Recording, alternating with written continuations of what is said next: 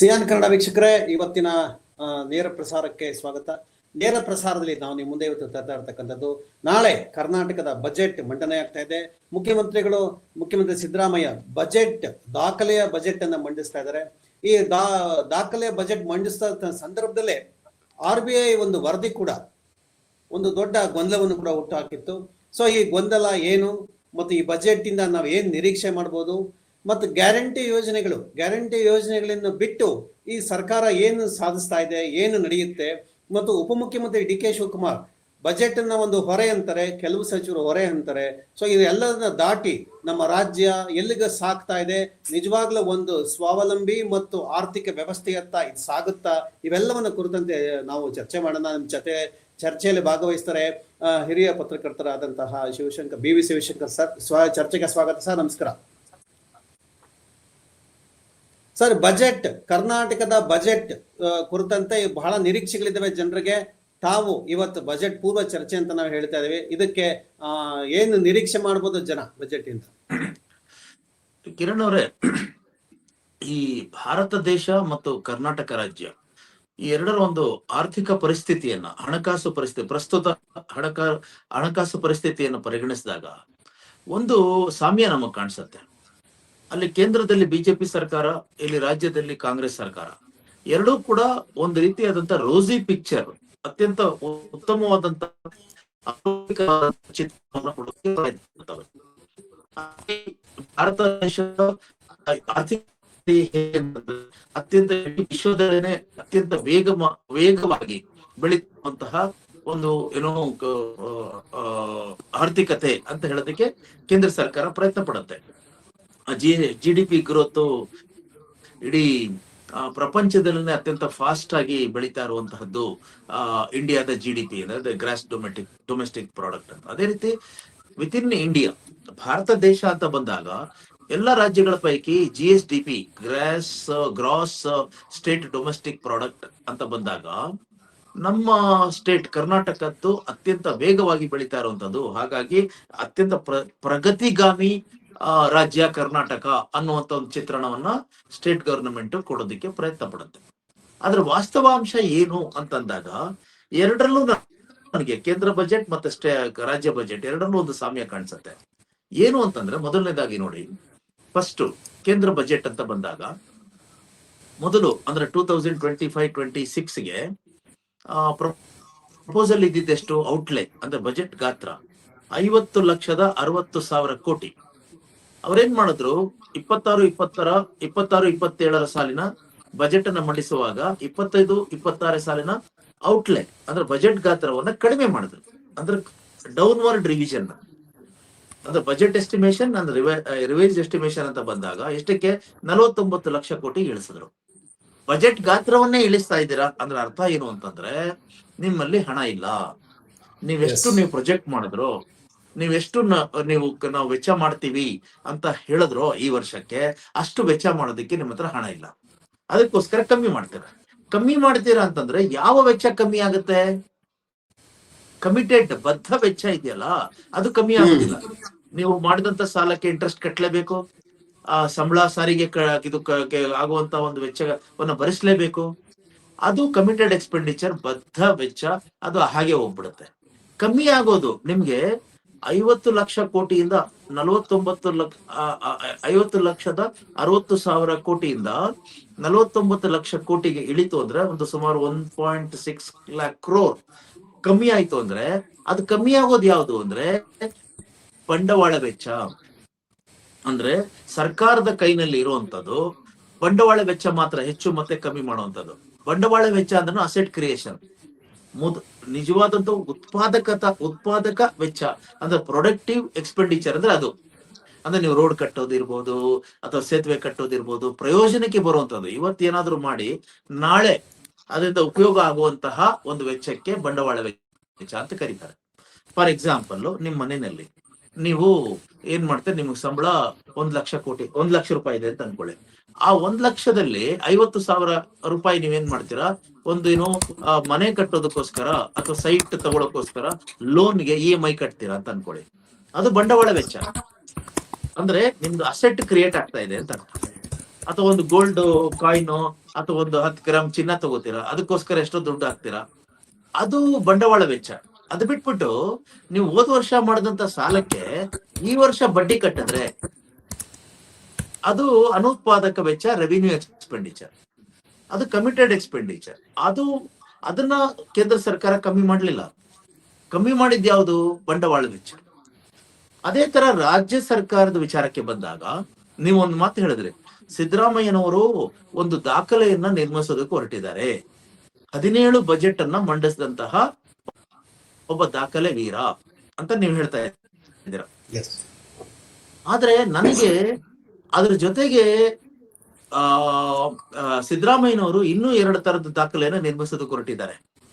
ಅದೇನು ಅಂತಂದ್ರೆ, ಕೇಂದ್ರ ಸರ್ಕಾರ ಬಜೆಟ್ ಗಾತ್ರವನ್ನ ಕಡಿಮೆ ಮಾಡತ್ತಲ್ಲ, ಕಡಿತಗೊಳಿಸ್ತಲ್ಲ, ಅದೇ ತರ ಸಿದ್ದರಾಮಯ್ಯನವರು ನಾಳೆ ತಮ್ಮ ಬಜೆಟ್ ನ ಗಾತ್ರವನ್ನ ಕಮ್ಮಿ ಮಾಡ್ತಾ ಇದ್ದಾರೆ. ಇದು ಸತತ 3ನೇ ವರ್ಷ.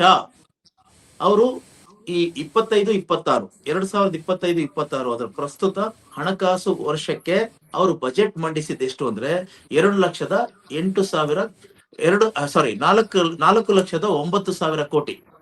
4,09,000 ಕೋಟಿ ಬಜೆಟ್ ಗಾತ್ರ. ಅದನ್ನ ಸುಮಾರು 15-20%, ಮಿನಿಮಮ್ 10% ಇಳಿಸ್ತಾ ಇದ್ದಾರೆ. ಅಂದ್ರೆ about it may come down about 3.9 lakh crore. ಅಂದ್ರೆ ಸುಮಾರು 10,000 ಕೋಟಿಯಷ್ಟು ನಿಮಗೆ ಬಜೆಟ್ ಗಾತ್ರ ಕಮ್ಮಿ ಆಗುತ್ತೆ.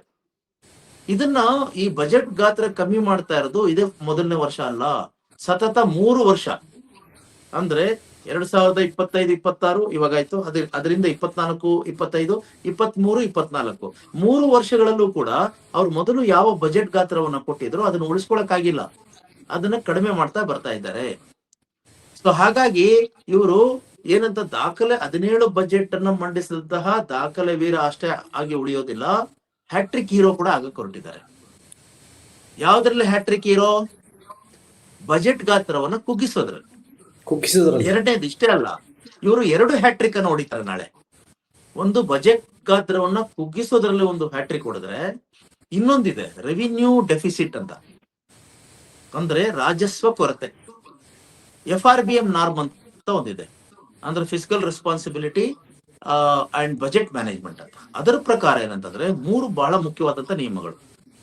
ನಿಮ್ಮ ರಾಜಸ್ವ ವೆಚ್ಚ ಸರ್ಪ್ಲಸ್ ಆಗಿರ್ಬೇಕು, ಹೆಚ್ಚುವರಿ ಆಗಿರ್ಬೇಕು. ಎರಡನೇದು ನಿಮ್ಮ ಫಿಸಿಕಲ್ ಡೆಫಿಸಿಟ್, ಅಂದ್ರೆ ವಿತ್ತೀಯ ಕೊರತೆ ನಿಮ್ಮ GSDPಯ 3% ಗಿಂತ ಕಮ್ಮಿ ಇರಬೇಕು. ಇನ್ನೊಂದು ನಿಮ್ಮ ಒಟ್ಟಾರೆ ಸಾಲದ ಹೊರೆ, ಅದನ್ನ ಲಯಬಿಲಿಟಿ ಅಂತ ಹೇಳ್ತಾರೆ, ಅದು ನಿಮ್ಮ GSDPಯ 25% ಗಿಂತ ಕಮ್ಮಿ ಇರಬೇಕು. ಈ ರಾಜಸ್ವ ವೆಚ್ಚ ಅಥವಾ ರಾಜಸ್ವ ಕೊರತೆ, ಅದ್ರ ಬಗ್ಗೆ ಮಾತಾಡೋಣ. ಈ ರಾಜಸ್ವ ವೆಚ್ಚ ಅಂತಂದ್ರೆ ಏನು ಅಂತಂದ್ರೆ, ಅಥವಾ ರಾಜಸ್ವ ಕೊರತೆ ಅಥವಾ ರಾಜಸ್ವ ಹೆಚ್ಚುವರಿ ಅಂತಂದ್ರೆ, ಅಂದ್ರೆ revenue deficit or revenue surplus.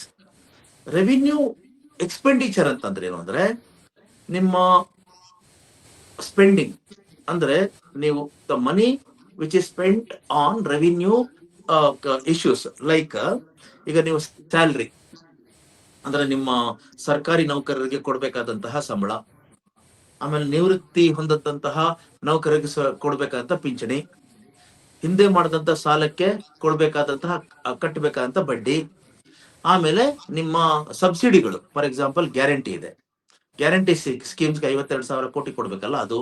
ಆಮೇಲೆ ಇರಿಗೇಷನ್ ಪಂಪ್ ಸೆಟ್ಗಳಿಗೆ ಫ್ರೀ ಪವರ್ ಕೊಡ್ಬೇಕು, ಅದಕ್ಕೆ ಸಬ್ಸಿಡಿ. ಆಮೇಲೆ ವಿಧವಾ ವೇತನ ಅಂತ ಒಂದಿದೆ, ಆಮೇಲೆ ವೃದ್ಧಾಪ್ಯ ವೇತನ ಅಂತ ಇದೆ, ಇವುಗಳಿಗೆಲ್ಲ ಸಬ್ಸಿಡಿ. ಇದೆಲ್ಲ ಸೇರಿದ್ರೆ ರೆವಿನ್ಯೂ ಎಕ್ಸ್ಪೆಂಡಿಚರ್ ಅಂತ ಆಗುತ್ತೆ. ಅಂದ್ರೆ ಇದರಲ್ಲಿ ನಮ್ಗೆ ಕೆಲವೊಂದು ವೆಲ್ಫೇರ್ ಇದೆ, ಒಳ್ಳೇದು.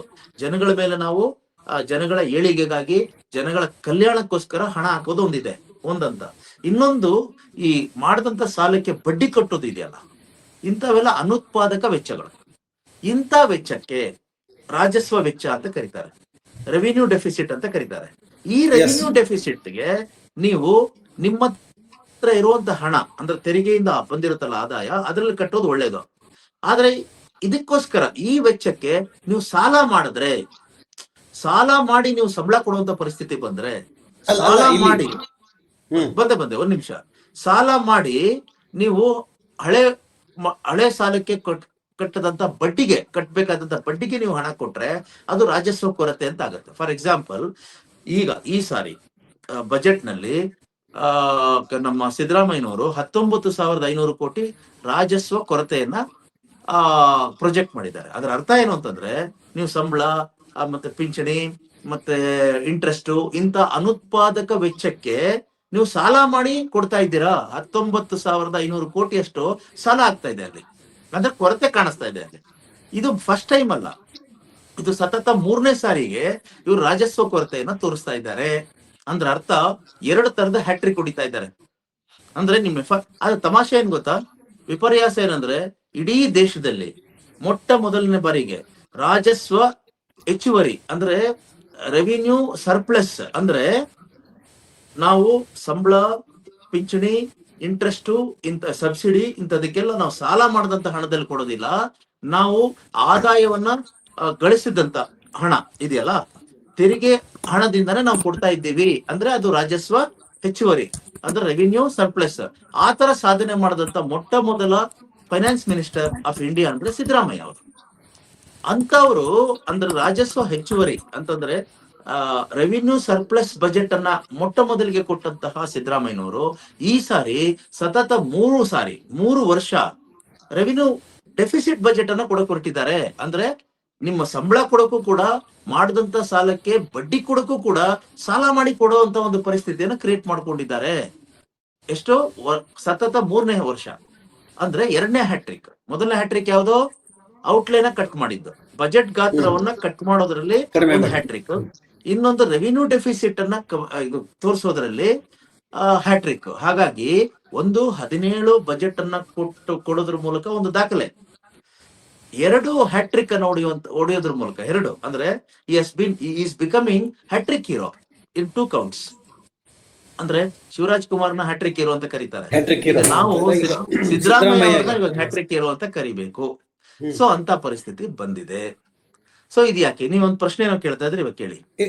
ಇಲ್ಲಿ ಏನು ಅಂತಂದ್ರೆ, ನಾವು ನೋಡ್ತಾ ಇದ್ದೇವೆ FRBM ಮತ್ತೆ FRL ವಿಶೇಷತೆ ನೋಡ್ತಾ ಇದ್ದಾಗ, Karnataka physical responsibility act financial deficit 3% ಮಿತಿ ಏನಿದೆ, ಇದು GDP ನಿಯಂತ್ರಣ 7ನೇ ಕಮಿಷನ್ ಅಳವಡಿಕೆಯಿಂದ ಒತ್ತಡ ಹೆಚ್ಚಾಗಿದೆ ಅಂತ ಹೇಳಿ ಒಂದು ರಿಪೋರ್ಟ್ ಹೇಳ್ತಾರೆ. ಹಾಗೆ ತಮಿಳುನಾಡು ಫಿಸಿಕಲ್ ರೆಸ್ಪಾನ್ಸಿಬಿಲಿಟಿ ಆಕ್ಟ್ ಅದು ಕೂಡ 3% ಮೀರಿದಂತೆ ಹೆಚ್ಚು ಮಾರುಕಟ್ಟೆ ಸಾಲ ಅದು ಪಡಿತಾ ಇದೆ, ಅದು ಸಾಮಾಜಿಕ ಖರ್ಚುಗಳಿಗೆ ಆದ್ಯತೆ ಕೊಡ್ತಾ ಇದೆ. ಮಹಾರಾಷ್ಟ್ರ GSDP ಕಡಿಮೆ ಆಗಿದೆ, ಆರ್ಥಿಕ ಬಲದಿಂದ ಉತ್ತಮ ನಿರ್ವಹಣೆ ಮಾಡ್ತಾರೆ ಅಂತ. ಆದ್ರೆ ಇವತ್ತು ಅದು ವರ್ಸ್ಟ್ ಮ್ಯಾನೇಜ್ಮೆಂಟ್ ಅಂತ ಹೇಳಿ ಇವತ್ತು ಒಂದು ರಿಪೋರ್ಟ್ ಕೂಡ ಬಂದಿದೆ.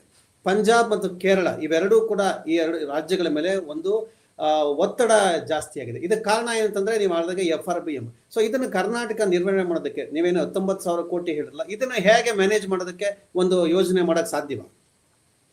ಈಗ ನೋಡಿ ಕಿರಣ್ ಅವರೇ, ಈಗ ಈ ರೆವಿನ್ಯೂ ಡೆಫಿಸಿಟ್ ಅನ್ನೋದು ಬರಲೇಬಾರದು FRBM ನಾರ್ಮ್ ಪ್ರಕಾರ. ಯಾಕೆ ಅಂತಂದ್ರೆ, ನಾವು ಸಾಲ ಮಾಡಿ ತುಪ್ಪ ತಿನ್ನುವಂತದ್ದು ಅನ್ನೋದಾದ್ರೆ ಈ ರೆವಿನ್ಯೂ ಡೆಫಿಸಿಟ್ ಬಂತು ಅಂತ ಅರ್ಥ. ನೀವು ಸಾಲ ಮಾಡ್ಬಿಟ್ಟು ನೀವು ಮನೆ EMI ಕಟ್ಟಿ ಅವಾಗ ಏನಾಗುತ್ತೆ, ಅಸೆಟ್ ಕ್ರಿಯೇಷನ್ ಆಯ್ತು.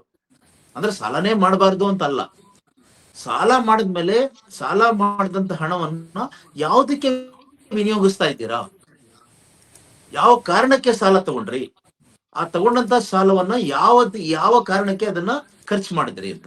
ನಾನು ಹೇಳದ್ನಲ್ಲ, ಈಗ ಫಾರ್ ಎಕ್ಸಾಂಪಲ್ 10,000 ರೂಪಾಯಿ ಅಥವಾ 50,000 ರೂಪಾಯಿ ಯಾರ ತರ ಸಾಲ ತಗೋತೀರಾ, ಅದೇನೋ ಚಿನ್ನ ಅದ್ ಬೆಲೆ ಏರ್ತಾ ಇದೆ, ಒಂದ್ಸತಿ ತಗೊಂಡ್ಬಿಡೋಣ ತೆಗ್ದಿಟ್ಟಿರೋಣ ಅಂತಂದ್ರೆ ಇವಾಗ 50,000 ರೂಪಾಯಿಗೆ ಚಿನ್ನ ತಗೋತೀರಾ, ಏನು ನಮ್ಮ ರಾಜ್ಯದ ಒಟ್ಟು ಸಾಲ ಇನ್ನೊಂದು 6 ತಿಂಗಳಿಗೆ ಅದ್ 60,000 ಆಯ್ತು ಅಂತಂದ್ರೆ ನೀವು ಮಾಡಿದ್ದು ಏನೋ ಸಾಲ ಒಂದು ಸಾರ್ಥಕ.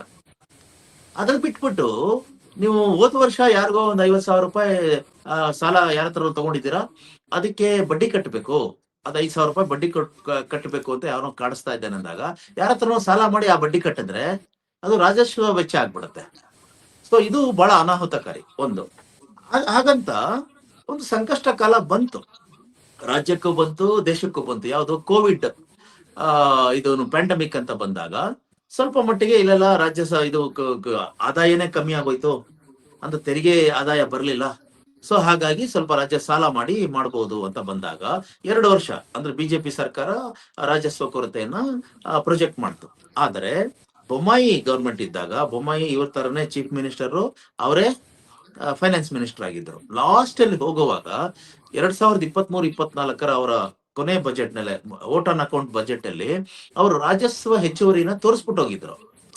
ಅಂದ್ರೆ ರೆವಿನ್ಯೂ ಸರ್ಪ್ಲಸ್ ಅನ್ನ ಎನ್ಶೂರ್ ಮಾಡ್ಬಿಟ್ಟು ಹೋಗಿದ್ರು. ಸಿದ್ದರಾಮಯ್ಯ ಅವರು ಅದನ್ನ ಮುಂದುವರಿಸ್ತಾರೆ ಅನ್ನುವಂತ ನಿರೀಕ್ಷೆ ಇತ್ತು. ಆದ್ರೆ ಅವ್ರ ಪಕ್ಷದವರೇ ಹೇಳೋ ಪ್ರಕಾರ ಈ ಗ್ಯಾರಂಟಿ ಸ್ಕೀಮ್ಸ್ ಅನ್ನ ಮಾಡಿದಾಗ, ಆ 5 ಗ್ಯಾರಂಟಿಗಳನ್ನ ಕೊಡ್ಬೇಕಾಗಿದ್ದಾಗ 53,000 ಕೋಟಿ ಬೃಹದಾಕಾರವಾದಂತ ಒಂದು ಖರ್ಚು ಬಂದ್ಬಿಡ್ತು. ಅದಕ್ಕೆ ಇವರು ರಾಜಸ್ವ ಕೊರತೆಯನ್ನ ಕೊಡ್ತಾ ಇದ್ದಾರೆ ಅನ್ನೋದೊಂದು ಜಸ್ಟಿಫಿಕೇಶನ್. ಆದ್ರೆ ಅದನ್ನ ಇವಾಗ ನೀವು ಯಾವಾಗ ನೋಡಿ, ಗ್ಯಾರಂಟಿ ಸ್ಕೀಮ್ಸ್ಗೆ ಯಾವಾಗ ಜಸ್ಟಿಫಿಕೇಶನ್ ಬರುತ್ತೆ ಅಂತಂದ್ರೆ, ನೀವು ಗ್ಯಾರಂಟಿ ಕೊಡಿ ಅಂದ್ರೆ ಗೃಹಲಕ್ಷ್ಮಿ ಹೆಸರಿನಲ್ಲಿ ಬಡ ಮಹಿಳೆಯರಿಗೆ 2,000 ಕೊಡೋದು ತಪ್ಪಲ್ಲ. ಆದ್ರೆ ಸರಿಯಾದಂತ ಬಡವರನ್ನ ಗುರುತಿಸಿ ಕೊಟ್ಟಿದ್ರೆ ಅದೊಂದು ಸಾರ್ಥಕ. ಶ್ರೀಮಂತರು ಬಡವರು ಎಲ್ಲರೂ ತಗೋತಾ ಇದ್ದಾರೆ ಅನ್ನೋದು ಒಂದು ದೂರಿದೆ. ಎರಡನೇದು, ಶಕ್ತಿ ಸ್ಕೀಮ್ ಬಹಳ ಒಳ್ಳೇದು. ಯಾಕೆಂತಂದ್ರೆ ಹೆಣ್ಮಕ್ಳು ಏನಂತ ಟ್ರಾನ್ಸ್ಪೋರ್ಟೇಶನ್ ಎಲ್ಲ, ಈಗ ಫಾರ್ ಗಾರ್ಮೆಂಟ್ ಫ್ಯಾಕ್ಟ್ರಿಗಳಲ್ಲಿ ಕೆಲಸ ಮಾಡುವಂತ ಬಡ ಹೆಣ್ಮಕ್ಳಿದ್ದಾರೆ, ಆಮೇಲೆ ಮನೆ ಕೆಲಸ ಮಾಡುವಂತವ್ರು ಇದ್ದಾರೆ. ಒಂದ್ ಕಡೆಯಿಂದ ಒಂದ್ ಕಡೆ ಹೋಗ್ಬೇಕಂತಂದ್ರೆ ಅವ್ರಿಗೆ ಅಂದ್ರೆ ಸಾರಿಗೆ ವೆಚ್ಚ ಇಲ್ಲ. ಆದರೆ ಅದು ಬರೀ ಬಡವರ್ಗೆ ಹೋಗ್ತಾ ಇದೆಯಾ? ಶ್ರೀಮಂತರು ಕೂಡ, ನನಗೆ ಗೊತ್ತಿರೋ ಪ್ರಕಾರ 1-2-3 ಕೇಸ್ಗಳಿದೆ. ಒಂದು ಯಾರೋ ಒಬ್ರು ಡಾಕ್ಟರ್ MBBS ಮಾಡಿದ್ದಾರೆ, MBBS ಡಾಕ್ಟರ್ ಪ್ರಾಕ್ಟೀಸ್ ಮಾಡ್ತಾ ಇದ್ದಾರೆ. ಅವರು ಚೆನ್ನಾಗಿ ಸಂಪಾದನೆ ಇದೆ, ಅವ್ರ ಹತ್ರ 2 ಕಾರ್ ಇದೆ. ಅವರು ಗೃಹಲಕ್ಷ್ಮಿ ಸ್ಕೀಮ್ ಬೆನಿಫಿಟ್ ತಗೋತಾ ಇದ್ದಾರೆ. ತಿಂಗಳಿಗೆ 2,000. ಅವ್ರ ಲೆಕ್ಕ ಏನಂತಂದ್ರೆ ಒಂದು ಕಾರ್ಗೆ ಪೆಟ್ರೋಲ್ ಖರ್ಚಾಗತ್ತೆ ಅಂತ. ಈ ತರ ಪೋಲ್ ಆಗ್ತಾ ಇರುವಾಗ ಸರ್ಕಾರ ಎಚ್ಚರವಾಗಿರ್ಬೇಕಲ್ಲ. ಅದ್ರ ಪರಿಣಾಮ ಏನಾಗೋಯ್ತು, ಈಗ ಇಲ್ಲ ಇದು ನಮ್ಗೆ ಈ ತರದ್ದು ಗ್ಯಾರಂಟಿ ಸ್ಕೀಮ್ ಮಾಡ್ತಾ ಇದ್ದೀವಿ, ಇದು ಖರ್ಚು ಬೇಕು, ಅದಕ್ಕೋಸ್ಕರ ಇದು ರಾಜಸ್ವ ಕೊರತೆ ಅಂತ ಹೇಳ್ತಾ ಇದ್ದಾರೆ. ಇಲ್ಲಿ ಸ್ವಲ್ಪ ಅಂದ್ರೆ ಇಲ್ಲಿ ಸ್ವಲ್ಪ ಕರೆಕ್ಷನ್ ಹಾಕ್ಬೇಕಾಗತ್ತೆ ಮುಖ್ಯಮಂತ್ರಿಗಳು. ಎರಡನೇದು, ಕೇಂದ್ರ ಸರ್ಕಾರ ಸರಿಯಾಗಿ ಹಣ ಕೊಡ್ತಾ ಇಲ್ಲ. ಅಂದ್ರೆ ಈಗ ತೆರಿಗೆ ಪಾಲು ಅಂದ್ರೆ ಡೆವ್ಲ್ಯೂಷನ್ ಅಲ್ಲಿ ಏನು ನಮ್ದು 4.7% ಇದ್ದಿದ್ದು 3.6% ಇಳಿದ್ಬಿಡ್ತು. ಅದು ಒಂದು. ಎರಡನೇದು ಏನಂದ್ರೆ ಸೆಸ್ ಗಳನ್ನ ತಗೊಳ್ತಾರೆ ಸರ್ಕಾರ, ಅದ್ರಲ್ಲಿ ನಮ್ಗೆ ಪಾಲ್ ಕೊಡೋದಿಲ್ಲ. ಅದು ನಿಜಾನೇ ಇದೆ. ಆಮೇಲೆ 15ಕ್ಕೆ ಇದು ಹಣಕಾಸು ಆಯೋಗ 5,300 ಕೋಟಿ ಅಂದ್ರೆ 5,390 ಕೋಟಿ ಅಂದ್ರೆ ಅವರೊಂದು ಹೊಸ ಫಾರ್ಮುಲಾ ಹಾಕಿದ್ರು. ಅಂದ್ರೆ ಟ್ಯಾಕ್ಸ್ ಡೆವಲ್ಯೂಷನ್ಗೆ. ಅಂದ್ರೆ ಟ್ಯಾಕ್ಸ್ ಡೆವಲ್ಯೂಷನ್ ಅಂದ್ರೆ ಏನು ಅಂತಂದ್ರೆ, ಎಲ್ಲಾ ರಾಜ್ಯಗಳು ಕಲೆಕ್ಟ್ ಮಾಡದಂತ ಟ್ಯಾಕ್ಸ್ ಅನ್ನ ಒಂದು ಪೂಲ್ಗೆ ಹಾಕ್ತಾರೆ, ಡಿವಿಸಿಬಲ್ ಪೂಲ್ ಅಂತ. ಅದರಿಂದ ಇಷ್ಟಿಷ್ಟು ಈ ರಾಜ್ಯಕ್ಕೆ ಇಷ್ಟು, ಈ ರಾಜ್ಯಕ್ಕೆ ಇಷ್ಟು ಅಂತ ಕೊಡ್ತಾರೆ. ಆ ಕೊಡುವಂತ ಫಾರ್ಮುಲಾ ಹಾಕುವಾಗ ಕರ್ನಾಟಕ, ಮಿಜೋರಾಂ ಮತ್ತೆ ತೆಲಂಗಾಣ 2020-21 ವರ್ಷಕ್ಕೆ ಆ ಫಾರ್ಮುಲಾ ಹಾಕಿ ಕೊಡುವಾಗ ಕೊರತೆ ಬಂದ್ಬಿಡುತ್ತೆ. ಅಂದ್ರೆ ಒಂದ್ ಸ್ವಲ್ಪ ಅಲ್ಲೇನಂತಂದ್ರೆ ವಿಶೇಷವಾದಂತ ಒಂದು ಇದು ಫಾರ್ಮುಲಾ ಹಾಕುವಾಗ ಕರ್ನಾಟಕಕ್ಕೆ ಅನ್ಯಾಯ ಆಯ್ತು. ಅದನ್ನ ರೆವಿನ್ಯೂ ಡಿಫಿಸಿಟ್ ಅಂತ ಆಯ್ತದ. ಅದಕ್ಕೆ ಏನ್ ಮಾಡಿದ್ರು, ನೋಡಿ ಈ ತರದ್ದಾಗಿದೆ, ಎಲ್ಲಾ ರಾಜ್ಯಗಳಿಗೂ ನ್ಯಾಯ ಸಿಕ್ಕಿದೆ, ಕರ್ನಾಟಕ, ತೆಲಂಗಾಣ, ಮಿಜೋರಾಂಗೆ ಅನ್ಯಾಯ ಆಗ್ತಾ ಇದೆ. ಸೊ ಹಾಗಾಗಿ ಇದನ್ನ ಕಾಂಪನ್ಸೇಟ್ ಮಾಡೋದಕ್ಕೆ 5,390 ಕೋಟಿ ಸ್ಪೆಷಲ್ ಅನುದಾನ ಕೊಡ್ಬೇಕು ಅಂತ 15th ಫೈನಾನ್ಸ್ ಕಮಿಷನ್ ಇದು ಮಾಡ್ತು, ರೆಕಮೆಂಡ್ ಮಾಡ್ತು. ಕೇಂದ್ರ ಸರ್ಕಾರ ಕೊಡ್ಲಿಲ್ಲ. ಇವರು ಏನ್ ಮಾಡಿದ್ರು, ಕಾಂಗ್ರೆಸ್ ಗವರ್ನಮೆಂಟ್ ಎಷ್ಟೇ ಹೋರಾಟ ಮಾಡಿದ್ರು ಕೊಟ್ಟಿಲ್ಲ. ಅಂದ್ರೆ ಅದಕ್ ಮುಂಚೆ ಇವ್ರದ್ದು ಬಿಜೆಪಿ ಗವರ್ನಮೆಂಟೇ ರಾಜ್ಯದಲ್ಲೂ ಇದ್ದಿತ್ತು. ಬೊಮ್ಮಾಯಿ ಗವರ್ನಮೆಂಟ್, ಅದಕ್ ಮುಂಚೆ ಯಡಿಯೂರಪ್ಪ ಗವರ್ನಮೆಂಟ್ ಇದ್ದಾಗ ಇದೇ ನಿರ್ಮಲಾ ಸೀತಾರಾಮನ್ ಅವರು ಕರ್ನಾಟಕದಿಂದ ಆರಿಸಿ ಹೋಗಿರುವಂತವ್ರು ರಾಜ್ಯಸಭೆಗೆ. ಅವರು ವಿತ್ತೀಯ ಸಚಿವರಾಗಿದ್ದಾರೆ. ಅವರು ಕರ್ನಾಟಕ ನಾವು ಕೊಡೋದಿಲ್ಲ ಅಂದ್ಬಿಟ್ರಲ್ಲ, ಇದು ಅನ್ಯಾಯನೇ. ಇದು ಎರಡನೇದು, ಎಂತ ಒಂದು ಪರಿಸ್ಥಿತಿ ಇದೆ ಅಂದ್ರೆ, ನಾವು ಫೆಡರಲ್ ಒಕ್ಕೂಟ ವ್ಯವಸ್ಥೆ ಅಂತೆಲ್ಲ ಹೇಳ್ತೀವಿ. ಈಗ 2023-24 ಕರ್ನಾಟಕಕ್ಕೆ ಭೀಕರವಾದಂತ ಬರಗಾಲ ಬಂತು. ಆ ಬರಗಾಲಕ್ಕೆ ಪರಿಹಾರ ಕೊಡ್ಬೇಕಲ್ಲ ಕೇಂದ್ರ ಸರ್ಕಾರ, 1 ನಯ ಪೈಸಾ ಕೊಡ್ಲಿಲ್ಲ. ಅವಾಗ ಭಾರತ ದೇಶದ ಇತಿಹಾಸದಲ್ಲೇ ಮೊದಲನೇ ಬಾರಿಗೆ ರಾಜ್ಯ ಸರ್ಕಾರ ಅಂದ್ರೆ ಕರ್ನಾಟಕ ಸರ್ಕಾರ ಸುಪ್ರೀಂ ಕೋರ್ಟ್ಗೆ ಹೋಗಿ ಕೇಸ್ ಹಾಕಿ, ಕೇಂದ್ರ ಸರ್ಕಾರದ ಮೇಲೆ ಕೇಸ್ ಹಾಕಿ ಹಣ ತಗೊಂಡ್ ಬರ್ಬೇಕಾಯ್ತು. ಇದೇನ್ ಅರ್ಥ? ಇದು ಕರ್ನಾಟಕದ ಜನ ಇದನ್ನ ಹೇಗೆ ಸಹಿಸ್ತಾ ಇದಾರೋ ನನಗೆ ಗೊತ್ತಿಲ್ಲ. ಅಂದ್ರೆ ಕೇಂದ್ರ ಸರ್ಕಾರ ರಾಜ್ಯ ಸರ್ಕಾರಕ್ಕೆ ಅದು ಬರ ಪರಿಹಾರ ಕೊಡ್ಬೇಕಾದ ಹಣ ಕೊಡ್ತಾ ಇಲ್ಲ ಅಂದ್ರೆ ಅದ್ರ ಮೂಲಕ ರಾಜಕೀಯ ಮಾಡ್ತಾ ಇದ್ದಾರೆ ಅಂದ್ರೆ ಇದನ್ನ ನಾವು ಕ್ಷಮಿಸ್ಬೇಕಾ? ಇದು ಒಂದು ಪ್ರಶ್ನೆ. ಅಂದ್ರೆ ರಾಜ್ಯ ಮತ್ತು ಕೇಂದ್ರ ಸರ್ಕಾರ ಇವುಗಳ ಮಧ್ಯದಲ್ಲಿ ತಾಕಲಾಟ, ಇವರ ರಾಜಕೀಯದ ಇದರಿಂದ ರಾಜ್ಯಕ್ಕೆ ಬಹಳ ಅನ್ಯಾಯ ಆಗ್ತಾ ಇದೆ. ಅದಂತೂ ನಿಜ. ಅಂದ್ರೆ ಕೇಂದ್ರ ಸರ್ಕಾರದಿಂದ ರಾಜ್ಯ ಸರ್ಕಾರಕ್ಕೆ ಎಷ್ಟು ಬರ್ಬೇಕೋ ಅಷ್ಟು ಹಣ ಬರ್ತಾ ಇಲ್ಲ, ಅದರಿಂದನೂ ಕೊರತೆ ಆಗ್ತಾ ಇದೆ. ಅದು ವಾಸ್ತವ. ಆದರೆ ಇದನ್ನ ತಗೊಳ್ಳಿ, ರಾಜ್ಯ ಸರ್ಕಾರ ಜವಾಬ್ದಾರಿ ತಗೊಳ್ಳಿ. ಹಾಗಂತ ನೀವು ಬರೀ ಕೇಂದ್ರ ಸರ್ಕಾರದ ಮೇಲೆ ಬಿಜೆಪಿ ಮೇಲೆನೆ ಗೂಬೆ ಕೂರಿಸ್ಬಿಟ್ಟು ಅವ್ರ ಮೇಲೆನೆ ಹೊಣೆ ಹೊರಿಸ್ಬಿಟ್ಟು ಇವರೆಲ್ಲ ಮಾಡ್ತಾ ಇರೋದು ಸರಿನಾ ಅಂತಂದರೆ, ಕಾಂಗ್ರೆಸ್ ಗವರ್ನಮೆಂಟ್ ಎಂತ ಕೆಲಸ ಮಾಡಿದೆ ಅಂದ್ರೆ, ಸ್ಥಳೀಯ ಸಂಸ್ಥೆಗಳಿಗೆ ಯಾವುದು ZPTP ಇರೋದು, ಜಿಲ್ಲಾ ಪಂಚಾಯತಿ, ತಾಲೂಕ್ ಪಂಚಾಯತಿ, ಬೆಂಗಳೂರು BBMP ಇತ್ತು, ಇವಾಗ ಗ್ರೇಟರ್ ಬ್ಯಾಂಗ್ಳೂರ್ ಅಂತ ಆಗಿದೆ. ಆಮೇಲೆ Mangaluru corporation, Shivamogga corporation, Mysuru corporation, ಇಂಥದ್ದು ಯಾವ್ದಕ್ಕೂ, ತುಮಕೂರು ಕಾರ್ಪೊರೇಷನ್, ಇದ್ಯಾವ್ದಕ್ಕೂ ಎಲೆಕ್ಷನ್ ಮಾಡಿಲ್ಲ. ಅಂದ್ರೆ ಎಲೆಕ್ಷನ್ ಮಾಡದೆ ಉಳ್ಕೊಂಡಿರುವಂತ ಸ್ಥಳೀಯ ಸಂಸ್ಥೆಗಳ ಸಂಖ್ಯೆ ಎಷ್ಟು ಗೊತ್ತಾ? 196 ಸ್ಥಳೀಯ ಸಂಸ್ಥೆಗಳು. ಸಿದ್ದರಾಮಯ್ಯ ಗವರ್ಮೆಂಟ್ ಬಂದ ಮೇಲೆ ಒಂದಕ್ಕೂ ಎಲೆಕ್ಷನ್ ಆಗಿಲ್ಲ. ಇದ್ರ ಅರ್ಥ ಏನ್ ಗೊತ್ತಾ? ಏನು ಇವಾಗ ಎಲೆಕ್ಷನ್ ಆಗಿಲ್ಲ ಅಂದ್ರೆ ಏನ್ ತೊಂದ್ರೆ ಅಂತ ಕೇಳೋದಾದ್ರೆ, ಈ ಸ್ಥಳೀಯ ಸಂಸ್ಥೆಗಳಿಗೆ ಅಂತಾನು ಒಂದು ಅನುದಾನ ಇರುತ್ತೆ ಹಣಕಾಸು ಆಯೋಗದಿಂದ, ಅದು ಬರ್ಲಿಲ್ಲ. ಈಗ ನಿಮ್ಗೆ ಸ್ಥಳೀಯ ಸಂಸ್ಥೆಗಳು ಇದ್ರೆ ತಾನೇ ಬರೋದು. ಸುಮಾರು 18,000. ಹೇಳಿ ಕಿರಣ್ ಅವ್ರೆ. ಎಸ್, ಅಲ್ಲ 18,000 ಕೋಟಿ ಲಾಸ್ ಆಗಿದ ಕಾರಣ ಜವಾಬ್ದಾರಿ ಹೂ ಇಸ್ ರೆಸ್ಪಾನ್ಸಿಬಲ್ ಅಂತ ಹೇಳಿ ಪ್ರಶ್ನೆ. ಈಗ ಅದೇ ಸ್ಥಳೀಯ ಸಂಸ್ಥೆಗಳ ಅಲ್ಲಲ್ಲ, ಇವಾಗ ರೊಕ್ಕ ಕೇಂದ್ರ ಸರ್ಕಾರವನ್ನ ಬೈಯೋಣ, ಕೇಂದ್ರ ಸರ್ಕಾರವನ್ನ ದೂಷಿಸೋಣ, ಕೇಂದ್ರ ಸರ್ಕಾರದ ಮೇಲೆ ಬೇಕಾಗಿದ್ರೆ ಏನೋ ಲೀಗಲ್ ವಾರ್ ವೇಜ್ ಮಾಡೋಣ, ಅಂದ್ರೆ ನಾವು ಕೋರ್ಟ್ಗೆ ಅದನ್ನ ಸುಪ್ರೀಂ ಕೋರ್ಟ್ಗೆ ಎಳೆಯೋಣ, ನಾವು ನಮ್ಮ ಹಕ್ಕನ್ನು ನಾವು ಸಾಧಿಸೋಣ. ಆದ್ರೆ ರಾಜ್ಯ ಸರ್ಕಾರ ಏನ್ ಮಾಡ್ತು? ಸ್ಥಳೀಯ ಸಂಸ್ಥೆಗಳ ಚುನಾವಣೆನೇ ಮಾಡದೇ ಇರುವಾಗ ಅದಕ್ಕೆ ಬರ್ಬೇಕಂತ ಅನುದಾನ ಬರ್ಲಿಲ್ವಲ್ಲ. ಈಗ ಸ್ಥಳೀಯ ಸಂಸ್ಥೆ ಇದ್ರೆ ತಾನೇ ಅಲ್ಲಿ ಕೇಂದ್ರ ಸರ್ಕಾರದಿಂದ ಬರುವಂತ ಅನುದಾನ ಅದಕ್ಕೆ ಬರೋದು. ಈಗ 31 ಜಿಲ್ಲಾ ಪಂಚಾಯತಿಗಳು, ಎಷ್ಟು 179 ತಾಲೂಕ್ ಪಂಚಾಯತಿಗಳು, 579 ತಾಲೂಕ್ ಪಂಚಾಯತಿಗಳು, ಆಮೇಲೆ ಗ್ರಾಮ ಪಂಚಾಯತಿ ಫಾರ್ ಎಕ್ಸಾಂಪಲ್ 5,950 ಗ್ರಾಮ ಪಂಚಾಯತಿಗಳು. ಈಗ ಜನವರಿಗೆ ಮುಗಿದೋಯ್ತು ಏನೋ ಅವುಗಳ ಟರ್ಮ್, ಆದ್ರೂ ಎಲೆಕ್ಷನ್ ಮಾಡುವಂತ ಇದು ಸೂಚನೆನೇ ಕಾಣಿಸ್ತಾ ಇಲ್ಲ. ನೋಡಿ, ಈ ವರ್ಷ 16ನೇ ಹಣಕಾಸು ಆಯೋಗ, ಹೊಸ ಹಣಕಾಸು ಆಯೋಗ ವರ್ಷದ ಹಣಕಾಸು ಆಯೋಗದ ವರದಿ ಬಂತು. ಅದರ ಪ್ರಕಾರ ನಮ್ಮ ರಾಜ್ಯಕ್ಕೆ ಬರ್ತಾ ಇರೋದೆಷ್ಟು ಗೊತ್ತಾ? 24,000 ಕೋಟಿ. ಯಾವ್ದಕ್ಕೆ? 5 ವರ್ಷದಲ್ಲಿ. ಯಾವ್ದಕ್ಕೆ? ಈ ಸ್ಥಳೀಯ ಸಂಸ್ಥೆಗಳಿಗೆ, ಅರ್ಬನ್ ಲೋಕಲ್ ಬಾಡೀಸ್ ಮತ್ತೆ ರೂರಲ್ ಲೋಕಲ್ ಬಾಡೀಸ್ ಎರಡೂ ಸೇರಿದ್ರೆ 24,000 ಕೋಟಿ ಬರುತ್ತೆ. ಆ 24,000 ಕೋಟಿ ನಾವು ತಗೋಬೇಕು ಅಂದ್ರೆ ಆ ಸ್ಥಳೀಯ ಸಂಸ್ಥೆಗಳು ಇರ್ಬೇಕಲ್ಲ, ಅವುಗಳಿಗೆ ಎಲೆಕ್ಷನ್ ಆಗಿರ್ಬೇಕಲ್ಲ. ಗ್ರೇಟರ್ ಬ್ಯಾಂಗ್ಳೂರ್ಗೆ ಎಲೆಕ್ಷನ್ ಆಗಿಲ್ಲ, ZPTPಗಳಿಗೆ ಎಲೆಕ್ಷನ್ ಆಗಿಲ್ಲ, ಗ್ರಾಮ ಪಂಚಾಯತಿಗಳಿಗೆ ಎಲೆಕ್ಷನ್ ಆಗಿಲ್ಲ, ಆಮೇಲೆ ಏನು ಸುಮಾರು 186 CMCಗಳಿಗೆ ಎಲೆಕ್ಷನ್ ಆಗಿಲ್ಲ.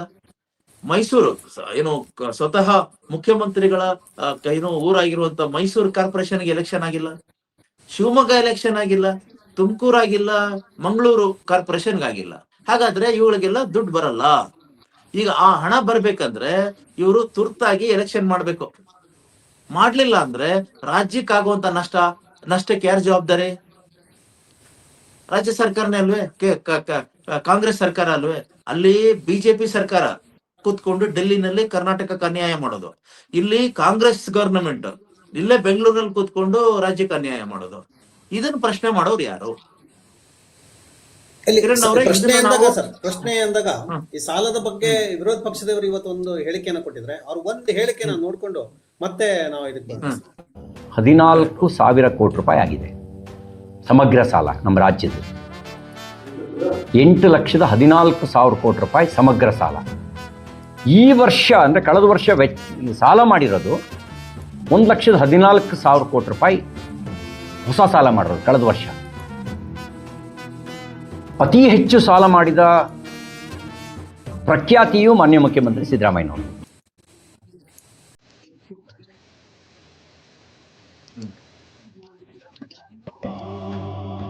ನಾನು ಕುಖ್ಯಾತಿ ಅಂತ ಹೇಳೋದಿಲ್ಲ. ಅತಿ ಹೆಚ್ಚು ಬಜೆಟ್ ಮಂಡಿಸಿದ ಪ್ರಖ್ಯಾತಿ, ಅತಿ ಹೆಚ್ಚು ಸಾಲ ಮಾಡಿದ ಪ್ರಖ್ಯಾತಿ ಎರಡೂ ಕೂಡ ಮಾನ್ಯ ಮುಖ್ಯಮಂತ್ರಿ ಸಿದ್ದರಾಮಯ್ಯನವರು. ನನಗಿರೋ ಮಾಹಿತಿ ಪ್ರಕಾರ 5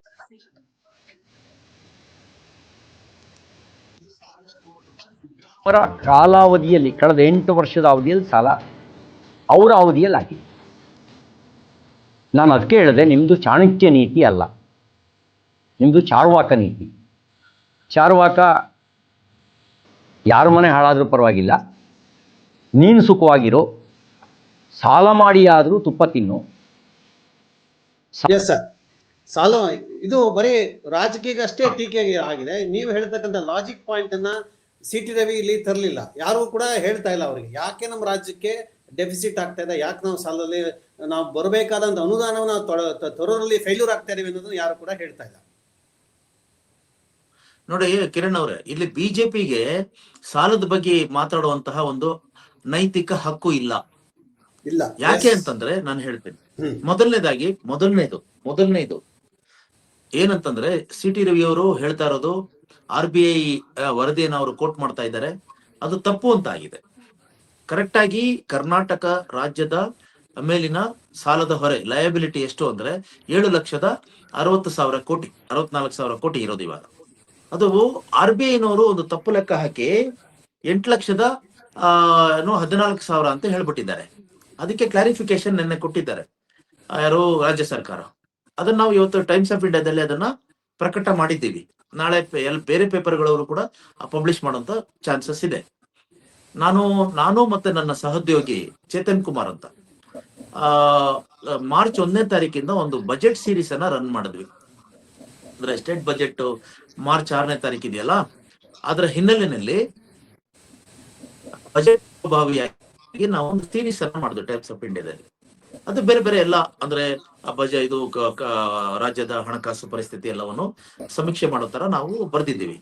ಅದರಲ್ಲಿ ನಿನ್ನೆ ನಾವು ಲೆಕ್ಕ ಹಾಕುವಾಗ ರಾಜ್ಯ ಸರ್ಕಾರದ ಒಂದು ಹೊಣೆಗಾರಿಕೆ ಅಂದ್ರೆ ಲಯಬಿಲಿಟಿ ಎಷ್ಟಿದೆ, ಎಷ್ಟು ಸಾಲ ಮಾಡಿದ್ದಾರೆ, ಎಷ್ಟು ಬಡ್ಡಿ ಕಟ್ಟಬೇಕಾಗತ್ತೆ, ಇದೆಲ್ಲ ಲೆಕ್ಕ ಹಾಕುವಾಗ ಒಂದ್ ರೀತಿಯಲ್ಲಿ ಟೆಕ್ನಿಕಲ್ ಆಗಿ ಕರ್ನಾಟಕ ರಾಜ್ಯ ಯಾವತ್ತೂ ಇದ್ದ ಹಾಗೆ ಒಂದು ವಿತ್ತೀಯ ಶಿಸ್ತನ್ನ ಕಾಪಾಡ್ಕೊಂಡಿದೆ. ಅಂದ್ರೆ ನಾವು ಆವಾಗ್ಲೇ ಹೇಳಿದ ಹಾಗೆ ಟೋಟಲ್ ಲಯಬಿಲಿಟಿ ಬಂದು GSDPಯ ಎಷ್ಟು 25% ಒಳಗಡೆ ಇರ್ಬೇಕು.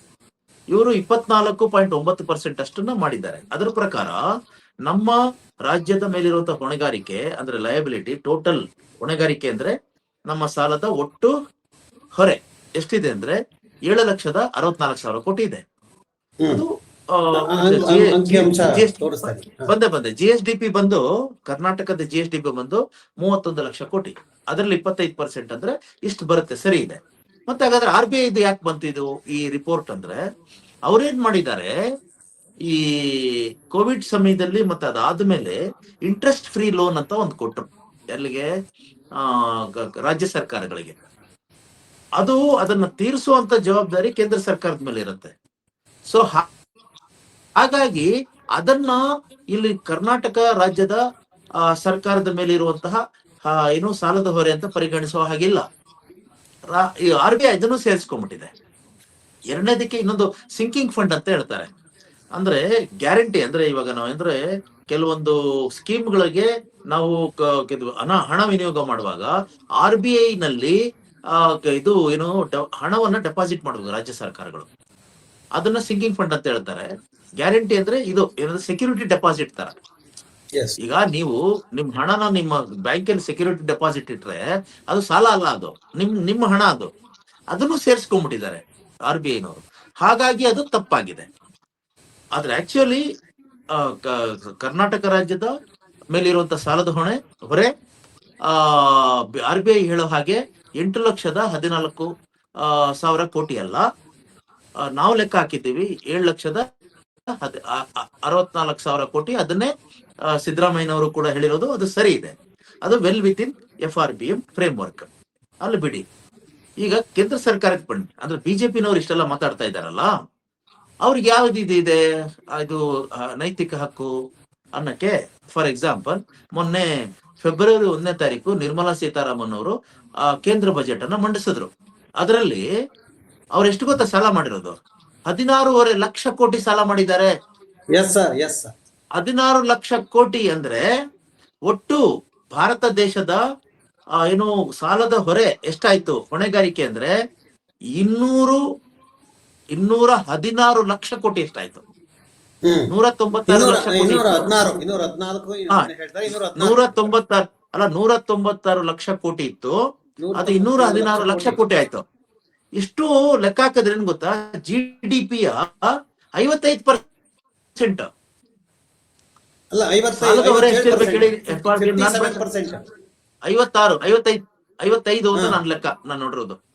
ನೀವು 57 ಅಂತ ನೋಡಿದ್ದೀರಾ? Yes sir. ನನ್ನ ಪ್ರಕಾರ ಅವರು ನಿರ್ಮಲಾ ಸೀತಾರಾಮನ್ ಅವ್ರು ಹೇಳಿರೋ ಪ್ರಕಾರ ಇಟ್ ಈಸ್ 55% ಆಫ್ GDP. ಆದ್ರೆ ಎಷ್ಟಿರ್ಬೇಕು? 25% ಒಳಗಡೆ ಇರ್ಬೇಕು. ಇವ್ರು ಮಾತ್ರ 55% ಮಾಡ್ಕೊಂಡು ಅವ್ರು ಹೇಳ್ತಾರೆ 2030 ವೇಳೆಗೆ ಇದನ್ನ 50% ಇಳಿಸ್ತೀವಿ, ಅದೇ ದೊಡ್ಡ ಸಾಧನೆ ಅಂತ ಹೇಳ್ತಾರೆ. ಇಷ್ಟು ಬೃಹದಾಕಾರವಾದಂತ ಸಾಲ ಮಾಡಿದವರು 16.5 ಲಕ್ಷ ಕೋಟಿ ಸಾಲ ತಗೊಂಡ್ರಲ್ಲ, ಈ ವರ್ಷ ಹಳೆ ಸಾಲಕ್ಕೆ ಕಟ್ಟಿದಂತ ಬಡ್ಡಿ ಎಷ್ಟು? 17 ಲಕ್ಷ ಕೋಟಿ. ಇದಕ್ಕಿಂತ ದೊಡ್ಡ ಅನಾಹುತ ಬೇಕಾ? ಈಗ ಇವತ್ತು ಸಾಲ ಮಾಡಿ ಹಳೆ ಸಾಲಕ್ಕೆ ಬಡ್ಡಿ ಕಟ್ಟೋಕೆ ಆ ಹೊಸ ಸಾಲದ ಹಣ ಹಳೆ ಸಾಲದ ಬಡ್ಡಿಗೋಯ್ತು ಅಂತಂದ್ರೆ ಈ ದೇಶ ಉಳಿಯುತ್ತಾ? ಇಂಥ ಪರಿಸ್ಥಿತಿಯಲ್ಲಿ ಇರೋರು ಬಿಜೆಪಿನವರು ಕರ್ನಾಟಕದ ಪರಿಸ್ಥಿತಿಯನ್ನ ಮಾತಾಡೋದಕ್ಕೆ ಹಕ್ಕು ಇದೆಯಾ? ಏನ್ ನೈತಿಕ ಹಕ್ಕಿದೆ? ಸೊ ಇವರಿಬ್ರು ಸೇರ್ಕೊಂಡು ಇಲ್ಲಿ ರಾಜ್ಯ ಸರ್ಕಾರ ನಡೆಸ್ತಾ ಇರೋದ ಕಾಂಗ್ರೆಸ್, ಕೇಂದ್ರ ಸರ್ಕಾರ ನಡೆಸ್ತಾ ಇರೋದ ಬಿಜೆಪಿ, ಇಬ್ರು ಅದನ್ನೇ ಮಾಡ್ತಾ ಇದ್ದಾರೆ.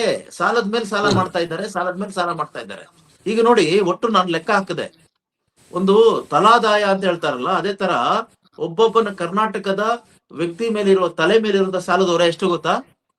ಈಗ ನೋಡಿ, ನಮ್ಮ ಜನಸಂಖ್ಯೆ ಎಷ್ಟು? 7.5 ಕೋಟಿ ಅಂತ ಅನ್ಕೊಳ್ಳಿ. 7.5 ಕೋಟಿ. 7.5 ಕೋಟಿ ಅಂತ ಅನ್ಕೊಳ್ಳಿ. ಟೋಟಲ್ ನಮ್ಮ ಮೇಲಿನ ಸಾಲ ಎಷ್ಟಿದೆ ಅಂದ್ರೆ 7 ಕೋಟಿ 7.64 ಲ್ಯಾಕ್ ಅಂತ ಹೇಳಿದ್ವಲ್ಲ, 7,64,000 ಲಕ್ಷ. 7.5 ಲಕ್ಷ ಅಂತಾನೆ ಅನ್ಕೊಳ್ಳಿ.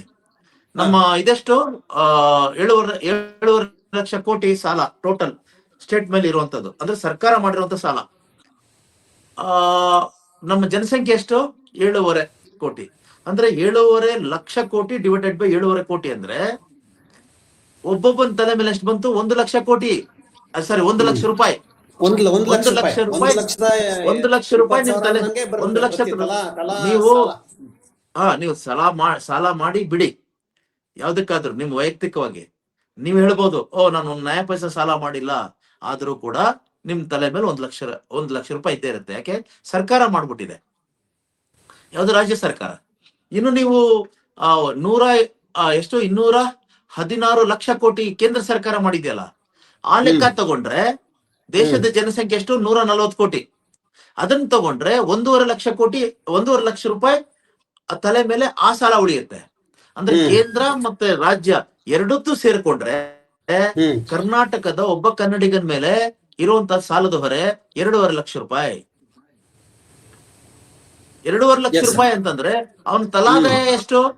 ಕರ್ನಾಟಕ ರಾಜ್ಯದ ಪ್ರತಿ ವ್ಯಕ್ತಿಯ ತಲಾದಾಯ ಎಷ್ಟು ಅಂದ್ರೆ 1.5 ಲಕ್ಷ. ನಿಮ್ಮ ಆದಾಯ 1.5 ಲಕ್ಷ ರೂಪಾಯಿ, ನಿಮ್ ತಲೆ ಮೇಲಿರೋ ಸಾಲ 2.5 ಲಕ್ಷ ರೂಪಾಯಿ. 2.5 ಲಕ್ಷ. ಈಗ ಲೆಕ್ಕ ಹಾಕೊಳ್ಳಿ. ಈಗ ಜನ ಇದನ್ನ ಅರ್ಥ ಮಾಡ್ಕೋಬೇಕು. ಹಾಗಾದ್ರೆ ಕರ್ನಾಟಕದ ಜನ ಸಾಲದ ಸುಳಿಯಲ್ಲಿದ್ದಾರೋ ಅಥವಾ ಶ್ರೀಮಂತರಾಗ್ತಾ ಇದ್ದಾರೋ?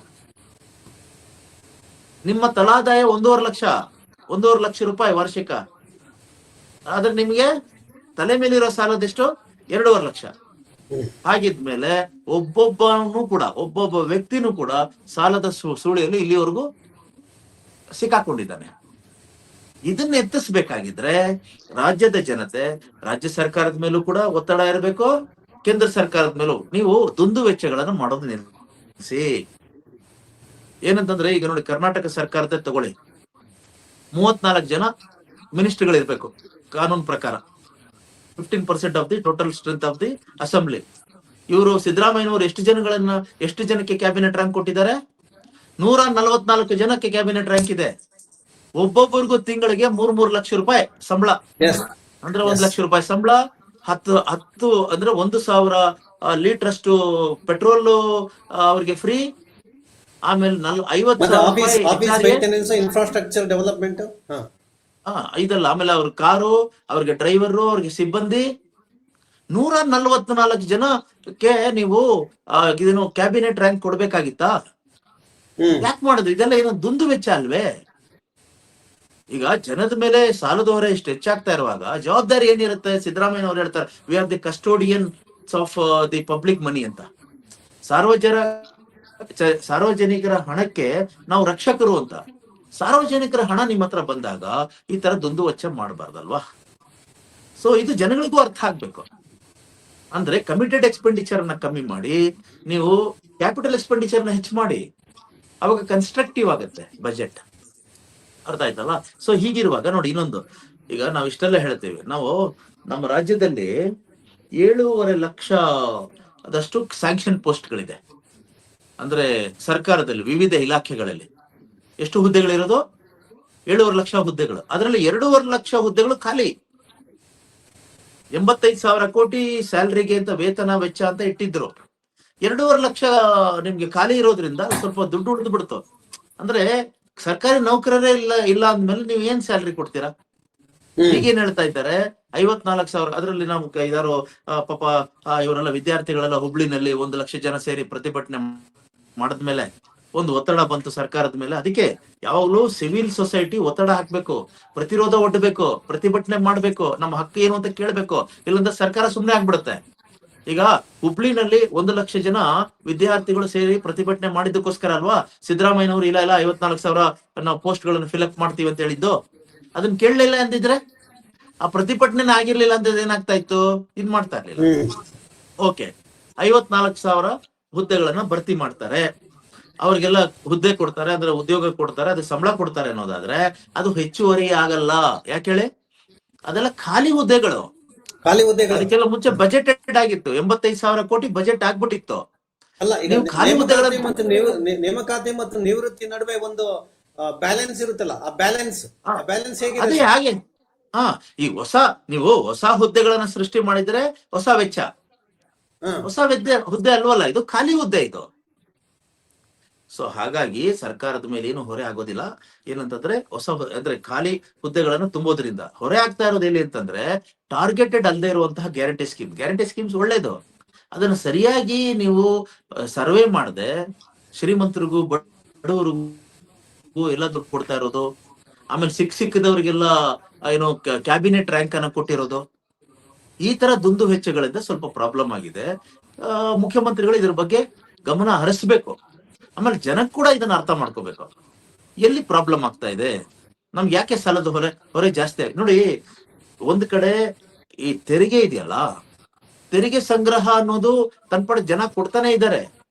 ಇವರು 2,08,000 ಕೋಟಿ ಸ್ಟೇಟ್ಸ್ ಓನ್ ಟ್ಯಾಕ್ಸ್ ಅಂತ ಒಂದು ಟಾರ್ಗೆಟ್ ಹಾಕೊಂಡ್ರು. ಆದ್ರೆ ಅಷ್ಟನ್ನು ಕಲೆಕ್ಟ್ ಮಾಡಕ್ ಆಗಿಲ್ಲ, 1.5 ಲಕ್ಷ ಕೋಟಿ ಮಾತ್ರ ಬಂದಿದೆ.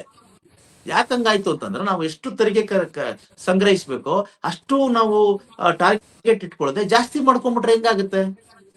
ಪಾಪ ಅವ್ರು ಯಾರೋ ಕುಡಿಯೋರು, ಆಲ್ಕೋಹಾಲ್ ಕುಡಿಯೋರು, ಅವ್ರೇನೋ ಕುಡಿಬೇಕು, ಅವ್ರ ದೌರ್ಬಲ್ಯ, ಕುಡಿಯೋದ್ ತಪ್ಪು ಅಂತಾನೆ ಅನ್ಕೊಳ್ಳಿ. ಆ ಪಾಪಕ್ಕೋಸ್ಕರ ನೀವು ಅವ್ರ ಮೇಲ್ಗಡೆ ತೆರಿಗೆ ಹಾಕಿ ಹಾಕಿ ಹಾಕಿ 200% ಇದೆ ಅವ್ರ ಮೇಲೆ, ಕುಡುಕರ ಮೇಲೆ ತೆರಿಗೆ. ಅಂದ್ರೆ ನೀವು ಕುಡಿಯುವಂತ ಆಲ್ಕೋಹಾಲ್ ಇದೆಯಲ್ಲ, ಅದು 100 ರೂಪಾಯಿ ಆದ್ರೆ ಬೆಲೆ, ನಿಜವಾದ ಬೆಲೆ, ತೆರಿಗೆ ಎಲ್ಲ ಸೇರಿ ಅವ್ರು ಕೊಡ್ತಾ ಇರೋದಂದ್ರೆ ಅಡಿಷನಲ್ ಎಕ್ಸೈಸ್ ಡ್ಯೂಟಿ ಎಲ್ಲ ಸೇರಿದ್ರೆ 300 ರೂಪಾಯಿ.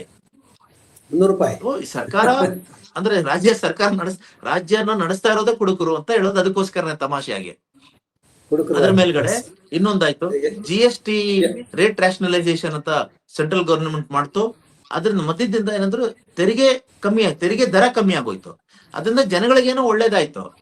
ಆದರೆ ಸ್ಟೇಟ್ ಗವರ್ನಮೆಂಟ್ ಗೆ ಬರ್ಬೇಕಂತ ಕಮ್ಮಿ ಆಯ್ತು. ಅದರಿಂದ ಏನಾಯ್ತು ಅಂದ್ರೆ, ಟೋಟಲಿ ಈ ಗ್ಯಾರಂಟಿ ಸ್ಕೀಮ್ಗಳು, ಆಮೇಲೆ ಈ ತರ ದುಂದು ವೆಚ್ಚ, ಆಮೇಲೆ GST ನಲ್ಲಿ ರೇಟ್ ರ್ಯಾಷನಲೈಸೇಷನ್ ಆಗಿದ್ರಿಂದ ಬಂದಂತ ಆಧಾರದ ಕೊರತೆ, ಇದೆಲ್ಲದ್ರಿಂದ ಏನಾಗೋಯ್ತು ಅಂದ್ರೆ ಸಿದ್ದರಾಮಯ್ಯನವರಿಗೆ ಬಜೆಟ್ ಗಾತ್ರವನ್ನ ಕಡಿಮೆ ಮಾಡ್ಬೇಕು ಅನ್ನುವಂತ ಒಂದು ಪರಿಸ್ಥಿತಿ ಬಂದು 3ನೇ ಸಾರಿಗೆ ಬಜೆಟ್ ಗಾತ್ರವನ್ನ ಕಮ್ಮಿ ಮಾಡೋದು ಅಂದ್ರೆ ಅರ್ಥ ಏನ್ ಗೊತ್ತಾ? ಬಂಡವಾಳ ವೆಚ್ಚವನ್ನ ಕಮ್ಮಿ ಮಾಡೋದು ಅನ್ನೋ ತರ ಆಗಿ ಇದು ಒಂದ್ ರೀತಿ ಸಂಕಷ್ಟ ಪರಿಸ್ಥಿತಿನಲ್ಲಿದೆ. ಉದಾಹರಣೆಗೆ, ಬಂಡವಾಳ ವೆಚ್ಚ ಕಮ್ಮಿ ಮಾಡೋದು ಅಂದ್ರೆ ಅರ್ಥ ಏನ್ ಗೊತ್ತಾ? ಈಗ ನೋಡಿ, ವಾಟರ್ ರಿಸೋರ್ಸಸ್ ಡಿಪಾರ್ಟ್ಮೆಂಟ್ ಅಂತ ಇದೆ, ಅಂದ್ರೆ ಜಲಸಂಪನ್ಮೂಲ ಇಲಾಖೆ. ಅದರಲ್ಲಿ ನೀವೇನಂತಂದ್ರೆ ಅಣೆಕಟ್ಟೆಗಳನ್ನ ಕಟ್ಟೋದು, ಕಾಲುವೆಗಳನ್ನ ತೋಡೋದು, ಇಂಥದ್ದೆಲ್ಲ ಮುಖ್ಯವಾದಂತ ಕೆಲಸಗಳು. ಅದಕ್ಕೆ ನೀವಾಗ ಕಾಮಗಾರಿಗಳು ಏನೇನ್ ನಡೀತಾ ಇದೆಯೋ ಅದನ್ನ ಪೂರ್ಣಗೊಳಿಸೋಕೆ 1 ಲಕ್ಷ ಕೋಟಿ ಬೇಕು. ಇವರು ಟೋಟಲ್ ಇಲಾಖೆಗೇನೆ ಅನುದಾನ ಅಲೋಕೇಶನ್ ಮಾಡಿರೋದು ಎಷ್ಟು ಗೊತ್ತಾ? 18,500 ಕೋಟಿ. ಆ 18,500 ಕೋಟಿನಲ್ಲಿ 10,000 ಕೋಟಿ ಸಂಬಳ ಸಾರಿಗೆ ಇದಕ್ಕೆ ಹೋಗ್ಬಿಡುತ್ತೆ, ಮಾಡಿರೋ ಸಾಲಕ್ಕೆ ಇದನ್ನು ಬಡ್ಡಿ ಕಟ್ಟೋದು. ಇನ್ನು 8,500 ಕೋಟಿ ಉಳ್ಕೊಳ್ಳುತ್ತೆ. 8,500 ಕೋಟಿನಲ್ಲಿ ಯಾವ ಕಾಮಗಾರಿನ ನೀವು ಪೂರ್ಣಗೊಳಿಸ್ತೀರಾ? ಅಂದ್ರೆ ಕಾಮಗಾರಿಗಳು ಪೂರ್ಣಗೊಳಿಸೋಕ್ ಆಗಲ್ಲ. ಕಾಮಗಾರಿ ಇವತ್ತಿನ ಕಾಮಗಾರಿ ಪೂರ್ಣಗೊಳಿಸಕ್ಕಾಗಿಲ್ಲ ಅಂದ್ರೆ ಅದ್ರ ಮೇಲಿನ ಕಾಸ್ಟ್ ಎಸ್ಕಲೇಟ್ ಆಗುತ್ತೆ. ಇವತ್ತು 1 ಲಕ್ಷ ರೂಪಾಯಿ ಬೇಕು ಅಂದ್ರೆ 1 ಲಕ್ಷ ಕೋಟಿ ಬೇಕು ಅಂತಂದ್ರೆ ನೀವು ಕಾಮಗಾರಿಯನ್ನ ವಿಳಂಬ ಮಾಡಿದ್ರೆ ಅದು ಇನ್ನೂ ಜಾಸ್ತಿ ಆಗುತ್ತೆ. ಇನ್ನು 3 ತಿಂಗಳಷ್ಟೊತ್ತಿಗೆ 1 ಲಕ್ಷ ಕೋಟಿ 1.25 ಲಕ್ಷ ಕೋಟಿಗೆ ಹೋಗ್ಬಿಡುತ್ತೆ. ಅಂದ್ರೆ ಕಾಸ್ಟ್ ಎಸ್ಕಲೇಷನ್ ಆಗ್ತಾ ಹೋಗುತ್ತಲ್ಲ, ಅಂದ್ರೆ ಯೋಜನಾ ವೆಚ್ಚ ಹೆಚ್ಚಾಗ್ತಾ ಹೋಗುತ್ತಲ್ಲ. ವಿಳಂಬ ಮಾಡಿದಷ್ಟು ಯೋಜನಾ ವೆಚ್ಚ ಹೆಚ್ಚಾಗ್ತಾ ಹೋಗುತ್ತೆ. ಇಂಥ ಒಂದು ಸುಳಿನಲ್ಲಿ ನಮ್ಮ ಸರ್ಕಾರ ಸಿಕ್ಕಾಕೊಂಡಿದೆ. ಇನ್ನೊಂದು ಏನಂದ್ರೆ UKP 3 ಅಂತ ಹೇಳ್ತಾರೆ, ಅಂದ್ರೆ ಕೃಷ್ಣಾ ಮೇಲ್ದಂಡೆ ಯೋಜನೆ ಮೂರನೇ ಹಂತದ ಯೋಜನೆ. ಅದಕ್ಕೆ ನಿಮ್ಗೆ ಎಷ್ಟು ಬೇಕಂದ್ರೆ 25 ಲಕ್ಷ ಎಕರೆ ಅಂದ್ರೆ 25,000 ಎಕರೆ ಅಷ್ಟು ಭೂಮಿ ಬೇಕು. ಅದಕ್ಕೆ ನಿಮ್ಗೆ ಎಷ್ಟು ಬೇಕು? 75,000 ಕೋಟಿ ಬೇಕು. 25,000 ಕೋಟಿ ಎಲ್ಲಿಂದ ತರೋದು ಸರ್ ಅದು? 75,000 ಕೋಟಿ ನೀವು ಜಮೀನು ಅಂದ್ರೆ ಇದನ್ನ ಏನಂತಂದ್ರೆ ಲ್ಯಾಂಡ್ ಭೂಸ್ವಾಧೀನ ಮಾಡಕ್ಕೆ ರೈತರಿಗೆ ಕೊಡ್ಬೇಕಲ್ಲ ನೀವು. ಭೂಸ್ವಾಧೀನ ಮಾಡ್ಕೊಳಕ್ಕೆ 75,000 ಕೋಟಿ ಬೇಕು. ನೀವು ಇಡೀ ಜಲಸಂಪನ್ಮೂಲ ಇಲಾಖೆಗೆ ನೀವು ಕೊಡೋ ಅನುದಾನನೇ 18,000 ಕೋಟಿ ಅಂದ್ರೆ ಯಾವ್ದು ಈ ತರದ್ದು? ಹಾಗಾದ್ರೆ UKP 3 ಆಗುತ್ತಾ? ಅಪ್ಪರ್ ಕೃಷ್ಣ ಏನು ಯೋಜನೆ ಅಂದ್ರೆ ಪ್ರಾಜೆಕ್ಟ್ ಫೇಸ್ 3 ಆಗತ್ತಾ? ಸೊ ಈ ತರದ ಒಂದು ಪರಿಸ್ಥಿತಿನಲ್ಲಿ ನಾವಿದ್ದೀವಿ. ಈಗ ಇಲ್ಲಿ ಬೇಕಾಗಿರೋದು ಏನಂತಂದ್ರೆ ಪೊಲಿಟಿಕಲ್ ವಿಲ್ ಮತ್ತೆ ಒಂದು ಇಂಟಿಗ್ರಿಟಿ. ಇಲ್ಲಪ್ಪ, ನಾವು ರಾಜಕೀಯದಲ್ಲಿ ನಮ್ದು ಏನೋ ಒತ್ತಡಗಳಿದೆ, ಈ ಶಾಸಕರೆಲ್ಲ ತಲೆ ಮೇಲೆ ಬಂದು ಕೂತ್ಕೋತಾರೆ, ನನ್ನನ್ನು ಮಂತ್ರಿ ಮಾಡಿ ಅಂತ. ಸೊ ಎಲ್ರನ್ನೂ ಮಂತ್ರಿ ಮಾಡಕ್ಕಾಗಲ್ಲ, ಹಾಗಾಗಿ ಮಂತ್ರಿ ಪದವಿಯನ್ನು ಕೊಟ್ಬಿಡೋಣ, ಅಂದ್ರೆ ಕ್ಯಾಬಿನೆಟ್ ರ್ಯಾಂಕ್ ಕೊಟ್ಬಿಡೋಣ, ಮಂತ್ರಿ ಪದವಿಗೆ ಸಮಾನವಾದಂತಹ ಸ್ಥಾನಮಾನ ಕೊಟ್ಬಿಡೋಣ ಅಂತ ನೀವೇನಾದ್ರೂ ನಿಮ್ಮ ಪಕ್ಷದ ಶಾಸಕರಿಗೆ ಅಥವಾ ನಿಮ್ಮ ಪಕ್ಷದ ಕಾರ್ಯಕರ್ತನ ಸಂತೃಪ್ತಿ ಪಡಿಸೋಕೋಸ್ಕರ ರಾಜ್ಯದ ಖಜಾನೆ ಕೈ ಹಾಕಿದ್ರೆ ಈ ತರ ಆಗುತ್ತೆ. ಸೊ ಹಾಗಾಗಿ ಇಲ್ಲಿ ಸ್ವಲ್ಪ ನಾವು ಪ್ರಾಮಾಣಿಕವಾಗಿ, ಇಲ್ಲಿ ಸ್ವಲ್ಪ ದಕ್ಷತೆಯಿಂದ, ಇಲ್ಲಿ ಸ್ವಲ್ಪ ಪೊಲಿಟಿಕಲ್ ಅಂದ್ರೆ ರಾಜಕೀಯ ಇಚ್ಛಾಶಕ್ತಿಯನ್ನು ಉಪಯೋಗಿಸಿ ಇಲ್ಲೆಲ್ಲ ನಾವು ಸ್ವಲ್ಪ ಈ ಬದ್ಧ ವೆಚ್ಚವನ್ನ ಕಮ್ಮಿ ಮಾಡೋಣ, ಆಮೇಲೆ ದುಂದು ವೆಚ್ಚವನ್ನ ಕಮ್ಮಿ ಮಾಡೋಣ, ಅನಗತ್ಯ ವೆಚ್ಚವನ್ನ ಕಮ್ಮಿ ಮಾಡೋಣ, ಅನುತ್ಪಾದಕ ವೆಚ್ಚವನ್ನ ಕಮ್ಮಿ ಮಾಡೋಣ ಅಂತ ಯೋಚನೆ ಮಾಡಿ ಏನಾದ್ರೂ ಪ್ರಯತ್ನ ಪಟ್ರೆ ಸ್ವಲ್ಪ ಉಳಿಗಾಲ ಇರುತ್ತೆ. ಇದು ಬಿಜೆಪಿ ಕೇಂದ್ರ ಸರ್ಕಾರದಲ್ಲಿ ಕಮ್ಮಿ ಮಾಡ್ಬೇಕು. ಇಲ್ಲಿ ಕಾಂಗ್ರೆಸ್ ಅಲ್ಲ, ಎರಡು ಪಾರ್ಟಿಗಳಿಗೆ ಹೇಳ್ತಾ ಇರೋದು. ಕೇಂದ್ರದಲ್ಲಿ ಬಿಜೆಪಿ, ರಾಜ್ಯದಲ್ಲಿ ಕಾಂಗ್ರೆಸ್. ಇವೆರಡೂ ಮಾಡ್ಲಿಲ್ಲ ಅಂದ್ರೆ ರಾಜ್ಯನೂ ಉಳಿಯೋದಿಲ್ಲ, ದೇಶನೂ ಉಳಿಯೋದಿಲ್ಲ. ನಮ್ ತಲೆ ಮೇಲೆ ಇವಾಗ ಈಗಲೇ 2.5 ಲಕ್ಷ ರೂಪಾಯಿ ಸಾಲ ಇದೆ. 2.5 ಲಕ್ಷ ನಮ್ ತಲೆ ಮೇಲೆ, ನಾನು ಸಾಲ ಮಾಡಿಲ್ಲ, ನೀವು ಸಾಲ ಮಾಡಿಲ್ಲ, ಆದ್ರೂ ನಮ್ಗೆ 2.5 ಲಕ್ಷ ಇದೆ. ಅದು ಇನ್ನೂ ಜಾಸ್ತಿ ಆಗುತ್ತೆ. ನಾವು ಸಾಲದ ಸುಳಿಯಲ್ಲಿ ಮುಳುಗ್ತೀವಿ. ಸೊ ಹಾಗಾಗಿ ನಾವು ಇಷ್ಟಪಡೋದು ಏನು ಅಂತಂದ್ರೆ, ನಾವು ನಿರೀಕ್ಷಿಸೋದು ಇಲ್ಲಿ ಮುಖ್ಯಮಂತ್ರಿಗಳು, ಅಲ್ಲಿ ಪ್ರಧಾನಮಂತ್ರಿಗಳು, ಅಲ್ಲಿ ನಮ್ಮ ರಾಜ್ಯದಿಂದನೇ ಆರಿಸಿ ಹೋಗಿರುವಂತಹ ಹಣಕಾಸು ಸಚಿವರು ನಿರ್ಮಲಾ ಸೀತಾರಾಮನ್ ಅವರು ಇದೆಲ್ಲ ಅರ್ಥ ಮಾಡ್ಕೊಂಡು ಜವಾಬ್ದಾರಿಯಿಂದ ವರ್ತಿಸಿ ನಮ್ಮನ್ನೆಲ್ಲ ಸಾಲದ ಸುಳಿಯಿಂದ ತಪ್ಪಿಸ್ತಾರೆ ಅಂತ ನಾನು ನಿರೀಕ್ಷಿಸ್ತೇನೆ. ಇದು ಅನುತ್ಪಾದಕ ವೆಚ್ಚ ಕಮ್ಮಿ ಮಾಡಬೇಕು ಮತ್ತು ಅನಗತ್ಯ ಖರ್ಚುಗಳನ್ನ ಕಮ್ಮಿ ಮಾಡೋದು ಹೊರತು ಆರ್ಥಿಕ ಶಿಸ್ತನ್ನು ತರದ ಹೊರತು ನಾವು ಈ ಒಂದು ಆರ್ಥಿಕ ಸಂಕಷ್ಟ ಮತ್ತು ಸಾಲದ ಸುಳಿಯಿಂದ ಬರೋಕ್ ಸಾಧ್ಯವಿಲ್ಲ ಅನ್ನೋ ಒಂದು ಬಜೆಟ್ ಅನ್ನ ನಾವು ಇಲ್ಲಿ ನಿರೀಕ್ಷೆ ಮಾಡ್ತಾ. ಇದು ಶಿವಶಂಕರ ಸರ್ ಅಭಿಪ್ರಾಯವಾಗಿತ್ತು. ಮತ್ತೆ ನಾಳೆ ಇನ್ನೊಂದು ಚರ್ಚೆ ಮುಂದೆ ಹಾಜರಾಗ್ತೀವಿ. ಚರ್ಚೆಯಲ್ಲಿ ಭಾಗವಹಿಸಿದ ಧನ್ಯವಾದಗಳು ಸರ್. ನಮಸ್ಕಾರ.